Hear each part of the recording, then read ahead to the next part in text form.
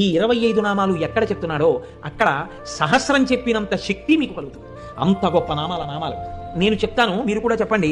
సింహాసనేషి, లలిత, మహారాజ్ఞి, వరాంకుశ, చాపిని, త్రిపురా చైవ, మహాత్రిపుర సుందరి, సుందరీ చక్రనాథ చ,